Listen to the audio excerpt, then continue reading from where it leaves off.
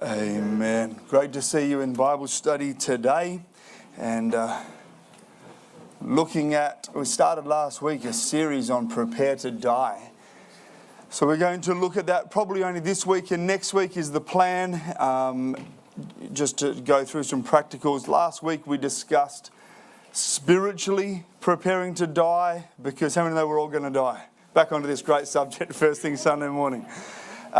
Some of you, think about the dynamic, is some of you will die sooner than you think. It's a horrible way to think. The point of last week is, if we are prepared spiritually, we're going to heaven, we're ready to meet Christ. Some of us will go in the rapture, some of us will step into eternity earlier than that. But if we're ready, we don't need to be afraid, and therefore we should prepare physically if we all know we're going to die. Remember in Matthew 25, the parable of the 10 virgins, when the time came to enter eternity, 5 were ready and 5 were not ready. Remember that? And Jesus said that the 5 that were not ready were foolish. And so I want to examine that the thought of preparing to die before you die. That's this morning. About 10 years ago, I decided, one day I was sitting in my office and I decided, I don't know much about superannuation. I don't know if you've ever come to that place yet and you realise, I wonder if this is... And so I didn't know enough. And I didn't know about life insurance and the life insurance policies, etc. And so I just found out that most superannuation policies, almost all of them in Australia, have life insurance policies connected to them. Some people die and they've never connected all their superannuation policies together, and they realise they've got 3 superannuation policies and 3 life insurance policies. Well, that's a bonus for your spouse. But you should maybe look into that. So I read my statement. I pulled out my latest statement. I read it, and I realised that I don't really know what would happen if I was to die. How do they even find out? And so I decided to call them. And I just said, look, can you talk to me about this? And the guy on the other end was trying to be helpful, but he was being very vague. And I was like, I said, look, if I die today, what would the process be? He said, oh no, we don't cover suicide. So, nah, I said, I'm not planning on committing suicide. I'm just... do you know what? I'll finish the story later. But one thing was obvious to me. Death is a strange subject to discuss, even with people who sell life insurance. And so it's obviously a difficult discussion for other people as well. And so I'm going to discuss preparations that we should make before our death. But let me say this first. I'm not a lawyer. I'm not a solicitor. I'm not a banker. I'm not a funeral planner. I don't know everything about wills. And I don't know everything about taxation. And I don't know everything about post-death and the procedures. But I am a pastor, and as a pastor I have to help people with funerals and help people process death. And so I'm going to help some people, hopefully trigger some of you into action. There'll be areas that you might need professional advice because of your marital status and your family status and your culture and whatever it is, whatever you need. But I would encourage you to trigger that on the back of this study if you haven't already. Maybe you could take some notes, thoughts, things that should prompt you. Maybe you have your notepad or pen or phone ready to take notes if you come up with some thoughts or ideas. I don't pretend to know the answers to all of the questions you will have. So you may need to call a lawyer. I know that to write a will is somewhere between $220 and $280. And so it's not that expensive to have a will written by a lawyer. And so you might want to consider that and many other dimensions. I'm going to attempt to answer some questions at the end, and we'll see how that goes. But this really is more an encouragement for you to think, not to bury this subject. So let's open with some scripture. Let's have 2 Samuel 17:23. Now when Ahithophel saw that his advice was not followed, he saddled a donkey and arose and went home to his house, to his city. Then he put his household in order hanged himself and died, and he was buried in his father's tomb. It's getting better by the minute. He put his household in order is the thought I want to look with you. This doesn't mean put his household in order. He went home, put his house... That doesn't mean he put his socks in the wash and mowed the lawn. Right?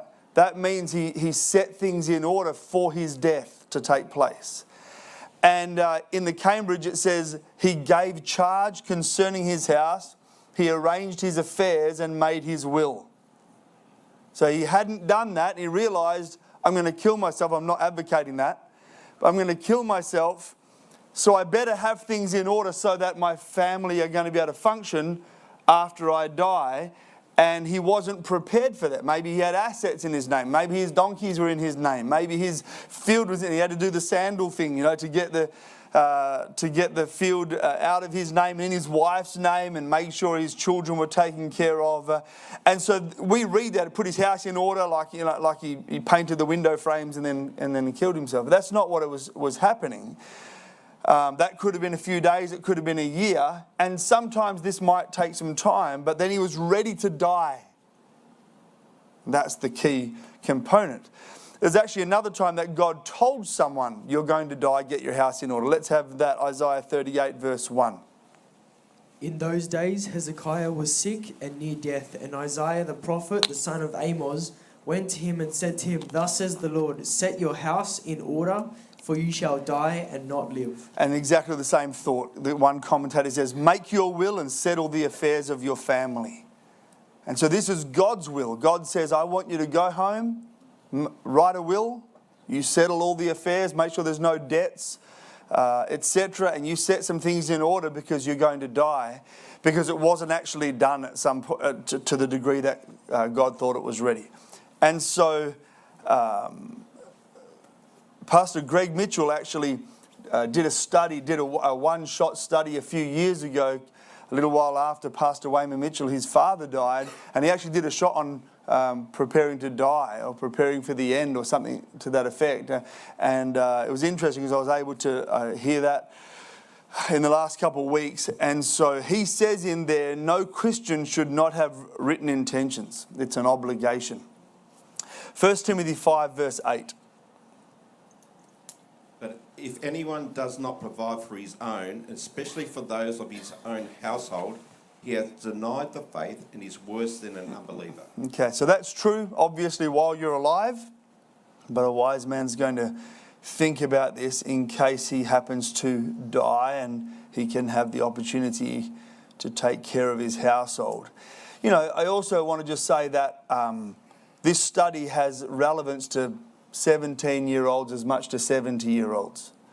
And if an 18-year-old passes away with no will, he is called or she is called intestate, the next of kin, which is normally the parents, will make an application to the grant of letters of administration to the Supreme Court, and they will generally need court help to decide where the person's money is distributed.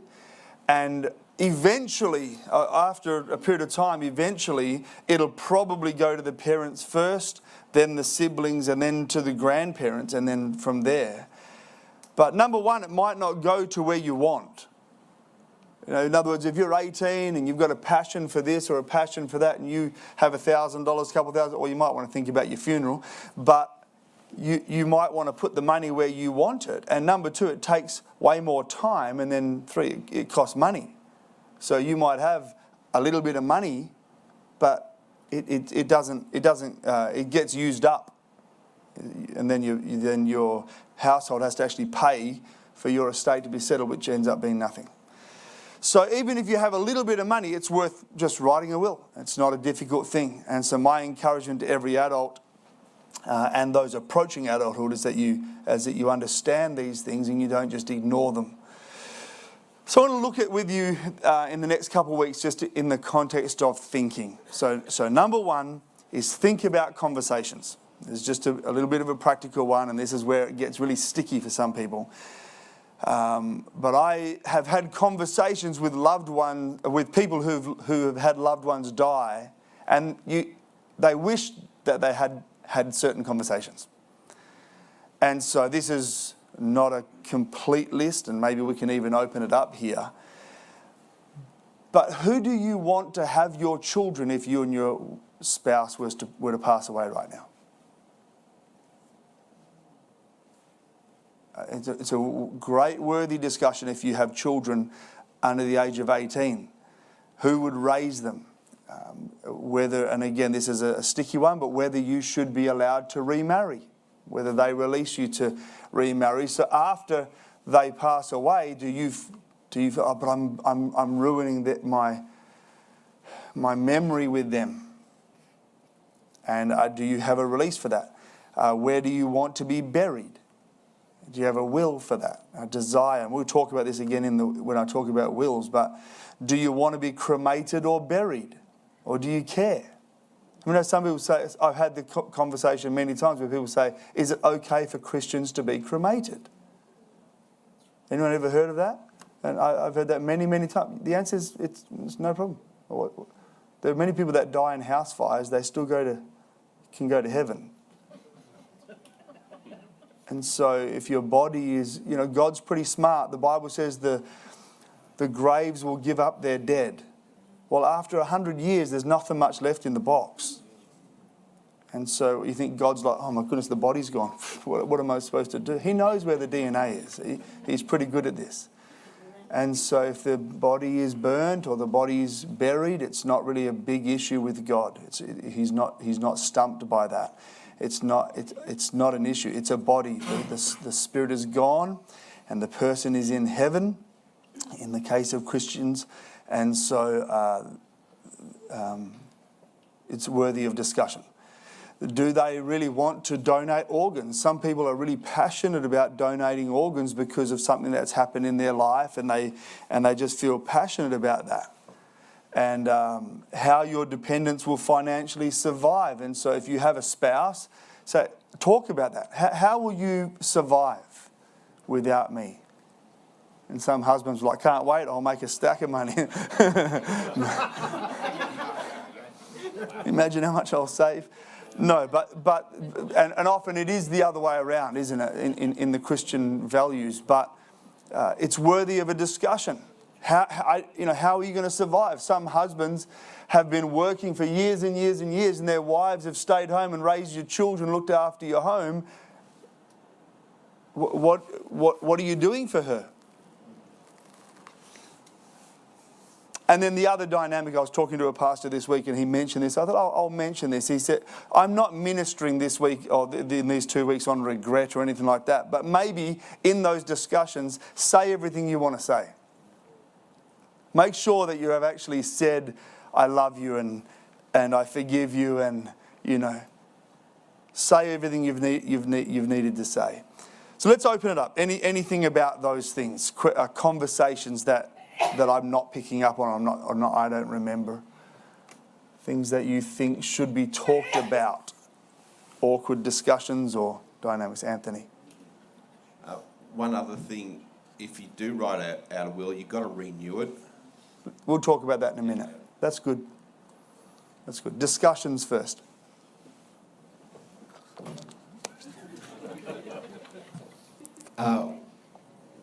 We had a discussion a couple of months ago about one of the topics you raised, and seeing it through to completion. We didn't have a fight, but it was like we had a difference of opinion, and making sure you come to a consensus. Don't just say we. Let's agree to disagree. Yeah, exactly. And so they got to a point like that, and then I think Rach said, no, we need to make a decision about this. Good. And then, unfortunately, compromise, or one person has to be like, okay, I'm okay with that. Yep. And so having the conversation to completion and then deciding and then being okay with it before you have to write it down. That's very powerfully true, and that's especially true if you have young children or children under 18 and you're talking about who's going to raise them. It's one of the most difficult conversations you can have. And then you've got to let the person know that you're planning on putting on their will. And the estate, 17 children. You're going to be having 17 children, and you might want to talk to them before that happens. And very difficult subject, and so absolutely following it through to completion. So let's talk then about thinking about finances. And it's likely that when you die, in the context of this study, others who rely on you need to continue to live. And they've got to pay the rent or pay mortgage, they have to eat, they have to pay bills next week. And so, you pass away, you leave $50 in the bank, and hopefully you can get my savings or you can get my super. And so they, number one, first thought is they could live off savings. Pastor Greg says it's an obligation before God that you should not spend every cent you make. And so I'm not trying to beat anyone up today, but there's life and circumstance makes things difficult to save money. But as a goal in life, the money that you get is not just for you. It's not just to be spent. And if that's the way you view money, I encourage you to change the way you view money. That it's for some other things and for the future. The Bible talks about it being, part of it is for the kingdom. And part of it is for your family. And part of it is for bills. That's not your money. You are earning the resources for other things, and part of it is for the future. If you spend every cent you make and then you die and leave nothing, it's not good. That's not good. Let's have Proverbs 13, verse 22. A good man leaves an inheritance to his children's children. A good man. So if you want to be a good man, you should leave an inheritance. And obviously there's wisdom about how to leave that inheritance and who to leave it to, and we'll talk about that, and how much to leave to who, and all those dynamics. But a good man, that's what they do. The point is, they're not just spending everything that they earn. And maybe you could aim for a year's worth of expenses in the bank, in savings, or in something. And I'm not saying a year's worth of income necessarily, but a year's worth of expenses. If a man dies generally and leaves a family behind, he may have life insurance or payouts from work or superannuation coming, but many times that can take months and months and months to get to the family. Sometimes that's the way it works. And so how do they live for months and months and months until that happens? Does she have to go get a job the week after you die so that she can have food for the kids the next week or 3 weeks' time? Does she look at the bank and she's got about a week and a half before she has to have an income? And so you might want to think about, how does she survive if you pass away? At what point does she need a job? And so you, again, in the discussion, you can talk about where you're at in each of those. No good putting your head in the sand and pretending it's not there in case of a catastrophe. Let me talk about bank accounts for a moment. I want to tell you my story and how this came up for me. When we were in East Timor, I handled all the church's finances, and generally my wife took care of our personal finances. And that especially included all of our transactions back in Australia. We had a house we left behind and tenants in there, and I did the legals, but she did the financials. And that included all those online banking transactions. And so what she did is trying to get that in order. She opened a few more online accounts because it was diminished, and so she was easily able to track that. And so she had 8 or 9 or whatever online accounts through her phone, so she was able to take care of the business like that. In the process of coming back to Australia, I just realised I need to get my head back in the game for here. And I said, I think it was either on the flight or just before we came or whatever it was, I said, I just want to get my head back around the ins and outs of our personal accounts again. And so we both opened our app. I just had to reset my app. It was so old. I hadn't even looked at it for ages. And so we aligned our phones, and obviously they didn't match. She had like 8 or 9 accounts, and I had 3 or something. And I'm like, oh, mine don't match your amounts. They don't match the names. And so I tried to connect mine to hers. It didn't work. Long story short, after a couple of weeks of being here, when we're allowed to, we went to the bank and we talked to a manager at the ANZ Bank, and I asked the manager, what do we do? And so he said, well, you just need to open accounts in joint names, and you can't do that online. That's what he said in regards to those ones. So to do fee-free online accounts, you have to do it here, and we can put you both your names, and then you can both access it, blah, blah, blah. And so I said, okay. So we did that, and then over the next couple of weeks, we transferred all the money over and then named them the same, and so our accounts match up. But I said to the manager at the time, I said, look, what's the best thing to do if one of us was to die?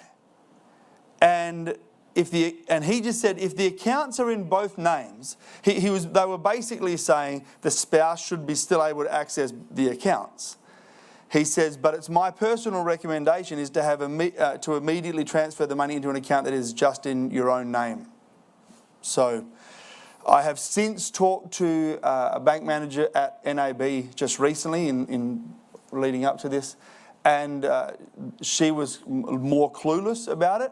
But she said, oh no, if it's in both your names, it's okay. You should. And so I pushed her, and she actually didn't really know, but she thought that if it was in both the names, they would do that. I said, what if the coroner seizes it because there's external debts? So she didn't have an answer for that. So in any case, if it's in the husband's name, if everything's in the husband's name, and the husband dies, the wife is not getting the money for months and months and months until all the will is settled and all the debts are settled. So you want to think about that. Sometimes people get married and they're like, yeah, it's still working. It's just easier if my salary goes into that account and we just transfer it over to this account. We've got it in that business account. Well, put a name on the account. It's not that hard to email your HR department and say, please transfer the money into this BSBN account number. But it is hard. It's a nightmare to leave your spouse without money for months. So you might want to think about that dynamic and make a note and make some changes. It's not hard to make the changes now. It's very hard to fix after a death. And so a friend of ours passed away not that long ago, and I spoke to the relatives and I said, they said, oh, we're just mourning, we're not going to. I said, well, but what about the money? Have you got the money out of the accounts? And so as it turned out, the surviving spouse was able to open an account and put the money into that account the next morning, and then they've got finances. Something they don't have to worry about money for the next few months while they're mourning and grieving and finding about the houses and packing up things and all the dramas that go along with that. And so for us, just to let you know, up to you how you do it. All of our accounts are all in both names, and my wife and I have a separate account just in our own name with no money in it. That's linked to our own apps. So if that's the case, we just transfer the money into our account, and we never want that to happen, but it's preparation. But with houses and cars and investments, it's best to have it in both your names if you can. I know that's annoying for cars sometimes. It's not a must for cars. You can do your own homework on this. But it's a higher risk that you'll have to go to probate court to get cars in the surviving spouse's name if only one of your name's on the title. Obviously, if the name of the person that dies is not on the title, it doesn't matter. Probate court means to determine the accuracy of the will. So you have to go to court to determine whether the will is in order, and if the car is not on the will, if it's all your assets, then it might take a bit more time for the vehicle to go into the survivor's name. Savings. The next thought is life insurance. And if you have any questions on savings, I'll take them in a minute. But life insurance is protection against a possible future problem, right? So life insurance is, you've got a problem, you died. And so you're protecting against that. So what you're doing basically, if you have a superannuation fund and it has life insurance attached to it, if it doesn't, it should have, generally speaking. But normally they all automatically nominate a certain amount of money that is in your life insurance policy. And you can look up on any of your statements and it'll be there. Or you can nominate a set amount that your beneficiary or beneficiaries will get when you die. So if you pass away, someone notifies that the executor of your will or trustee of your estate notifies the life insurance policy or company about your death, and then they get the money or however that works. I'll talk about that in a second. How much should that amount be? Because how many know the cost of living is going up? Houses are going up. You know, I bought my house for $98,000. So I don't think I can buy one in Australia for that now, unless it's in whoop whoop. But the biggest single expense in life is generally a house, housing. And so the most basic preparation to care for your family after you die is your insurance payout should be enough to cover the house. That'll be the first help. So maybe that could be your benchmark. And you can have other plans, but I'm just giving you some ideas to think about. Most superannuation funds, I mentioned, automatically have a life insurance policy, but it also includes a TPD policy, which is temporary or permanent disability policy, as part of that as well. So you can read that up in your own time. I started telling you the story about the time I called my superannuation company and he was freaking out that I was going to kill myself. But I noticed, one of the things I noticed is up the top of my policy and my information, it says beneficiary, and in my case it was my wife's name, and then it said 100% my wife's name, non-binding. And we went through that and I asked about that. I said, what does non-binding mean? It's pretty specific there, but I didn't ask for non-binding, or I'm assuming the alternative is binding. What does that mean? And he said, that means if someone dies, we get notified, and then someone from our company, an agent from our company, is allocated to your case, and they will write letters to all your near of kin, your brothers, your sisters, your parents, etc., your children, and they wait for their responses, and that can take a few weeks or months. And if anyone feels like they have a claim on your money, in other words, they feel like they've invested in your financial life and they feel like they have a claim, we take all that into account, we distribute the money accordingly, and then we write a check for your beneficiary. And I said, okay, that's not what I had intended to happen. What's the alternative? They said, oh, you can make it binding. I said, is there any cost to make it binding? They said, no. So then what is binding? And he said, well, then we are notified of your death and we write a check for your beneficiary. Well, isn't that why you appoint a beneficiary? Otherwise, give it to whoever you stinking want to give it to. If I write my wife as the beneficiary, anyway, pointless arguing with him. I said, how do I make this binding? He said, I'm sending you an email right now, fill it out, send it back, and she'll be 100% beneficiary. Binding. And so back then, it was 10 years ago, I did that, and it was only valid for 3 years. And then while we're in East Timor, it came due. They sent me an email, your non-binding thing's about to drop off. And so I reapplied, and this time you could tick whether you want this permanent. Oh, look at that. So I don't know why it's so hard. I've actually given my mind to this a little bit. I don't understand why it's so hard. Maybe they get a fee from it. But whatever, at the end of the day, a little bit of homework probably cost my wife, in the case of my death, a lot of drama, heartache, problems. Write a letter, give her the money. That's what I want. What's the problem? And so that's the way we want life to work out. So that's life insurance, and then we have superannuation. If a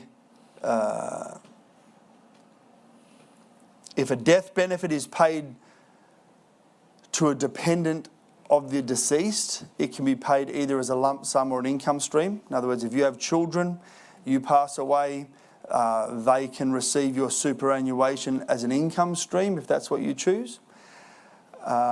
If a death benefit is paid to someone who is not a dependent, it has to be paid as a lump sum. At least in Australia, that's the way it is working. And then with superannuation, some people are choosing not to pay into that. That'll hopefully you're planning out some other way. And then obviously some people more and more are choosing self-managed super funds, which is a government allowance where they take the money out early and use it in another form. And so buying a house or investing the funds in another way locked up so that you can't access it until you are retirement age. So that's basically that's conversations and finances. Let's open it up if you have any questions about finances, David. You're talking about bank accounts and stuff. Being aware also who has access to the bank accounts, obviously end of life, the children become more involved and they, death represents an opportunity for some people with no scruples. So being aware who has access to passwords, all those type of things, and get the money out as soon as you can because someone else will. Yes, well, we absolutely. There is I think David said one time, death does strange things to people. And I have heard I've got lots of stories about the strangeness of siblings when parents die. Dramas. So yes, think about that, John. Just a quick question, Pastor. If the beneficiary is going to get the benefit, if there is a debt on the person who has passed away, does the beneficiary get the debt as well? Do you know what the debt is? Financial debt or personal loan or something like that. Yes. Yes, if that normally, and we'll talk about that in wills, but normally the executor of your estate is going to be held liable. So if you get the money, if you get access to the money and you give it all out, you may still be paying the bill. So you've got to settle the estate. And that includes any debts. That's why we're saying sometimes it takes months. The executor, and we'll talk about this when we talk about choosing an executor, you better choose someone that's switched on. You choose an idiot and you're going to make him more of an idiot because he's going to be going bankrupt.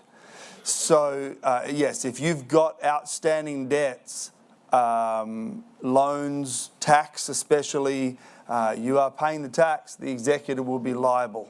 There's actually laws about them letting the money go, giving the money to all the siblings, etc., and allocating it, all the fun parts, and then finding out later that he actually has a loan for there, and that car is actually on a loan still, and you have to pay the bill. So yes, if you're an executor, take it seriously, and take it slowly. There's going to be lots of strange pressures on your life, and some people, as David said, unscrupulous. They just want the leftovers. They just want the money as quick as possible. And yes, Ben. Pastor, just thinking about timing, obviously if you're going to plan for the next year's worth of expenses to be covered before you pass away, that's going to take a lot of time to actually put that together and put that into account. So in terms of that and looking forward, what are the short-term things that you can do first when it comes to finances, and then looking at the long-term? So how would you plan that out? As in how? So if you're, we were talking about budgeting a couple of years ago. So if you had have done it then, it is very easy to calculate now. Yeah, exactly. So exactly. If we're talking about superannuation, the accounts, looking at a year's worth of expenses, what would you start, like in the next week or two, as we're having these conversations? What would you start doing in the next 2 weeks? And then what would you think is more of a long-term starting point? Well, I think thinking about it is the first key, and really that's what, actually giving your mind to, okay, let's stop ignoring this. If you're in a situation where you've just been ignoring it because it's a difficult subject, I spent the last week talking about, as Christians, let's not ignore it. And so now, what do we do? Obviously, I can't answer every single person's situation, because some people, there's so many different situations. Some people are in debt and the last thing they're thinking of is saving some money. So then increase your life insurance. Just value your life insurance differently. So, and put a priority on that, even though it seems like a ridiculous expense, you could just simply do that. But a year's of expenses, again, if it's your total income minus what you didn't spend, minus what you don't have to spend. And that could be difficult to calculate. Or the Coca-Colas. So anyway, I don't know what that is for every single individual person here. That's hard. But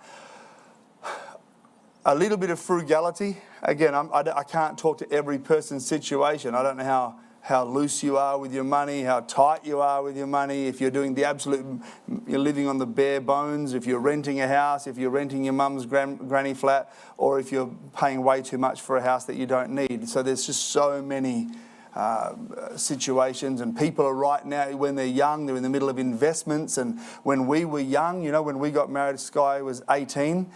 And so at the very first, there's no savings, like zero. Like are we kidding ourselves? Within 1 year, we bought a house. Less than a year, we bought a house. And so everything goes into the house. Our savings was trying to pay the house. And if I was to die right then, she's got a mortgage and she better work hard. Like this, right? Or she sells the house, recovers the money and starts again. We didn't have a great plan back then. We talked about it loosely, but what's the plan? We're just two young kids, And so there's wisdom to look forward and saying, okay, if I was to die, you just keep working a job and get married to someone richer next time, So, yeah, I think it's a little bit as a case by case, but it's wisdom just thinking about it. Just give me some idea of what to think about. Very good. Brian. What happens, and I'm thinking of a married couple, but what happens if someone has more debt than they have money in the bank, so to speak? Let's say a tax debt, let's say it's your son and he's 22 and he dies and he's got a $15,000 tax debt. How does that work? Does the government chase the parents? How does it work? I actually don't know. I don't know if someone else can help us with that. I don't know fully every situation. But what you're saying then is it will go to probate. It will go to court. In other words, if there's a will and he says, I give Dad everything, then Dad's expected to have some dimension of resolving that. Yeah. So therefore, Dad has a say in saying, I don't want to be your executor. Choose someone else. So that's why you have to have discussions in the writing of the will, what's going to happen, I'm talking to Jag now, he's 17, many of you know he's going to turn 18, and I'm saying, so what are you going to do? Jag's heart, I know him, he'll give it all to world evangelism. Well, that's nice, buddy, but you've got to bury yourself. So let's consider that. So, what I'm saying? But in the context of us talking, we can talk about what that looks like for his financial future. So I was under the impression, even as a kid, that if you have a car and it's on hire purchase and you die, maybe in that car and have a car accident, all they can do is, you can't get money out of a dead man, they just repossess the car that's written off and that's it. But maybe things have changed now. Maybe the car company would cut its losses because it's not worth chasing it. Okay. But and they would have insurance for that anyway. So that's not worth chasing. But I would dare say that if that's more than that in debt, maybe we can find out about that. It's a valid question. Who gets all the debt? I do know that if there's tax debt, the government wants their tax before you release the money. But what you're saying is, what if the guy's got nothing except debt and no life insurance? Well, at least if he has life, well, that's true. And then that's what we're talking about. As Christians, that's not fair.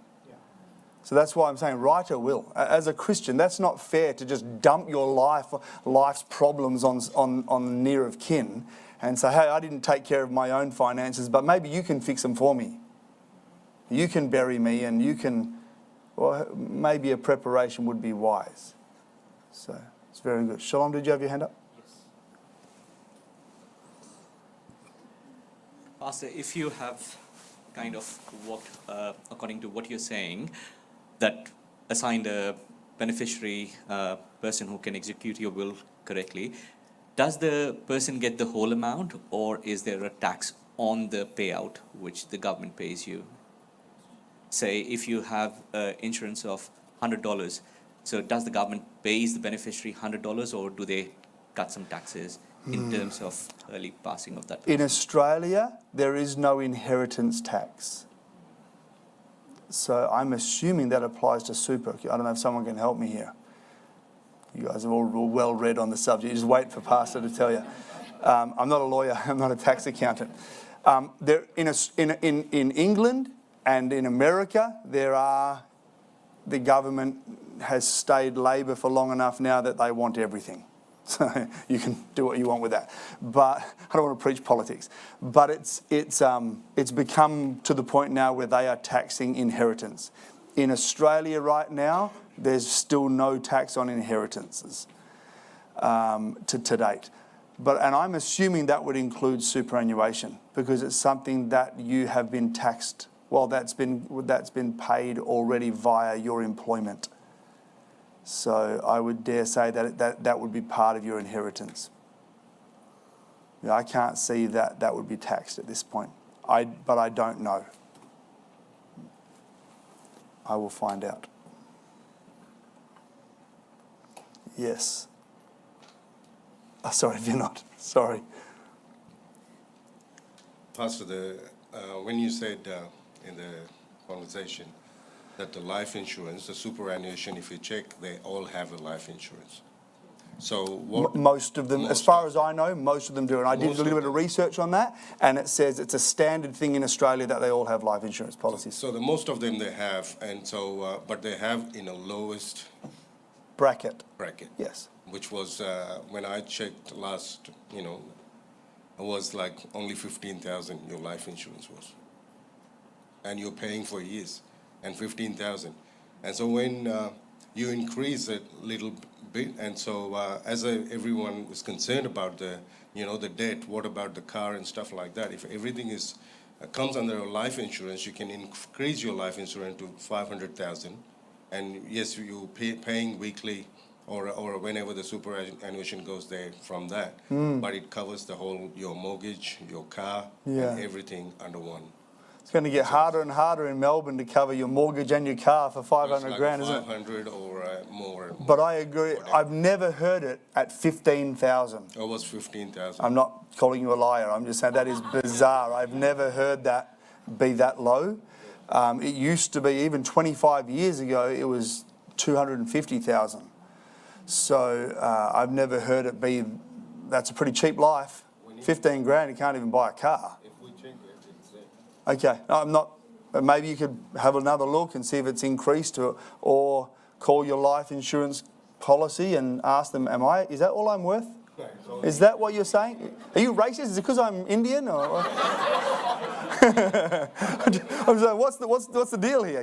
15,000? I've never heard of that. But obviously, I'm not saying that you're wrong. Increase to the amount of mortgage, but I'm just saying when I initially checked it, that's how. Wow. Yeah, and I'm maybe we can check that and change your policy. Wow, that's very, very powerful. Someone else? Yes, Steve. Just Question: is inheritance considered first fruits? In other words, would you need to tithe on an inheritance? The Bible says we tithe on our increase. So if you're asking if I would, yes. Yeah. If you're asking if I would, yes. The Bible says not on income, but on increase. And so that sometimes means we don't pay, and sometimes that means we do pay. But for me, I've always viewed it, if it increases me, I pay, and happily.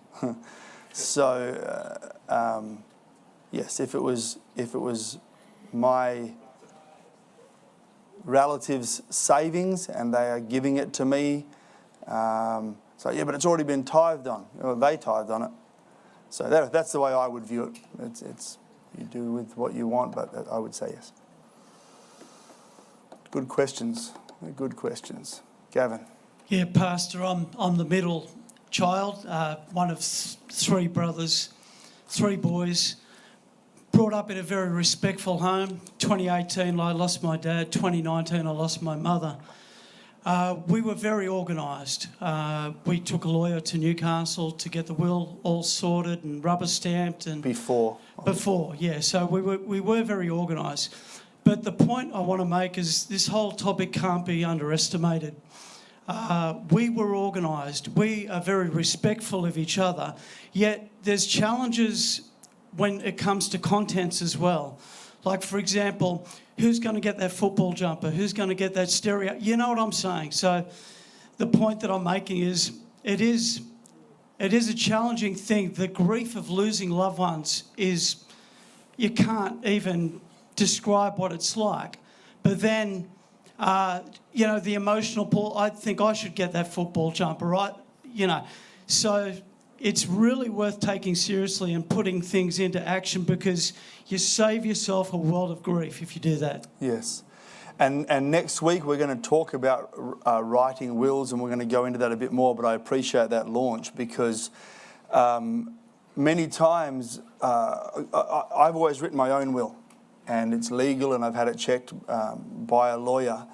But at the same time, the lawyer said to me, have you thought about this and this and this and this and this and this and this? And so in most of those cases I have, and I just decided to not include it because of my family structure. I have a wife who's in the same church as me, married, and I have two children who are in the same church as me. And so right now I don't have to worry too much, right, for the way I live my life. But many people, their family structure is complicated. And so the lawyer was telling me, in that case, you should, and he asked specifically about items. And it's way easier if you can give it away while you're alive. Way, way easier. But if you're going to put it in a will, it's harder, but you might allocate some things and talk about some things before you pass away. And so it's definitely worth giving thought to. And next week we're going to talk about the workload involved, the paperwork, the taxes, the wills, and living wills, the executors, and all the contents, etc. And we'll just talk about those things then. But probably got a couple more minutes if anyone has any other questions or comments. There's a great comment there by Gavin as well. Very helpful. I know that many of you have got stories. We don't have time for lots of stories, but if you've got anything that's specifically helpful, I'd appreciate it. Brian.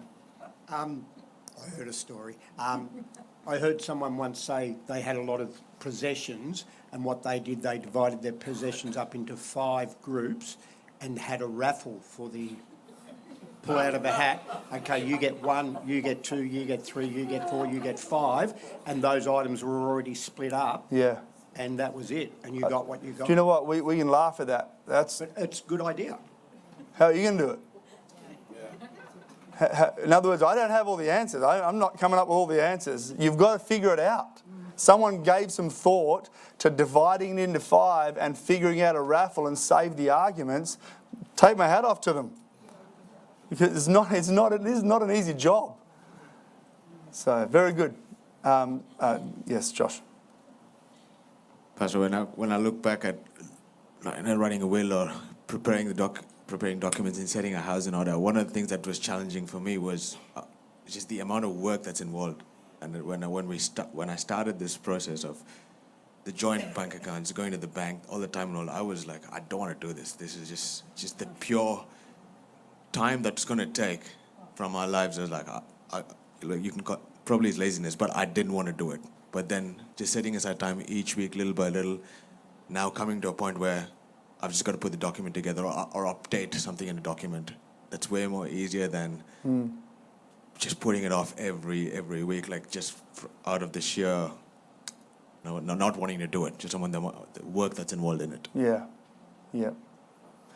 yep. And I don't want you to scare everyone. If you write, just for the point of it, if you write your full name and your date on the back of a napkin and write, I, Joshua, give everything to Sheba, and then have it signed by 2 credible witnesses, it's a legal will. At least you've got a will. At least it doesn't go to probate court. At least it doesn't necessarily go to court and go to drama and she doesn't get anything for months and months and months. At least there's a will. So I would say, if nothing else, just write it down. You go, that's not a very good will. Yeah, but at least it's a will. At least it's your wills and your wishes are written down to some extent. You can fix it later. You can fix it in 6 months if you've got 6 months. But at least there's something written down. Not you. See, it's a difficult subject, isn't it? Amen. We're going to finish there. We'll continue. If you have questions, bring them up. I'll try to answer these other couple of questions by next week. We'll start church at 10:30. God bless.